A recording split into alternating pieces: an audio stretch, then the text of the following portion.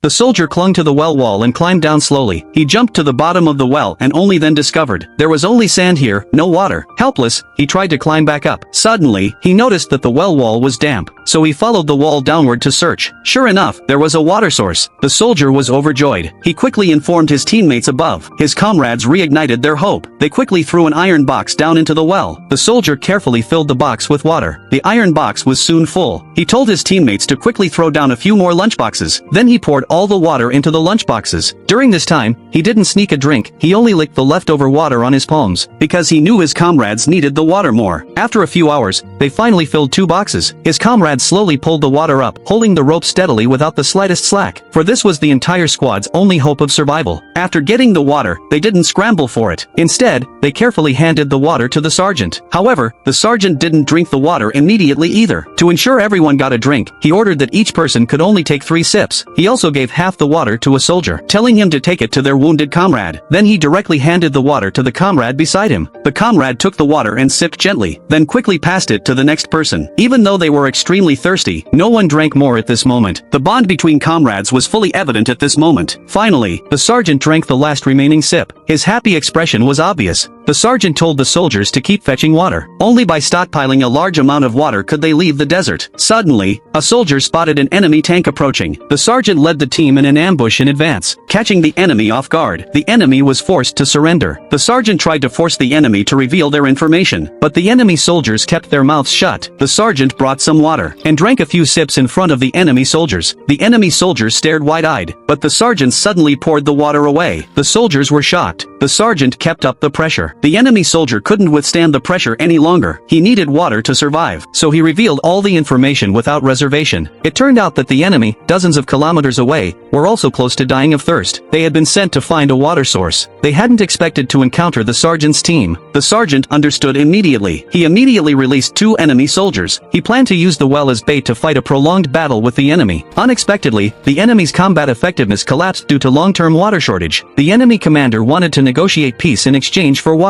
However, the sergeant's soldiers didn't give them the chance, suddenly attacking them with knives. With their commander gone, the enemy's psychological defense gradually collapsed. They laid down their weapons and surrendered one after another. Unexpectedly, the well was hit by a shell and began gushing water continuously. The enemy soldiers rushed forward recklessly to scramble for it. In this way, the sergeant captured hundreds of enemy soldiers.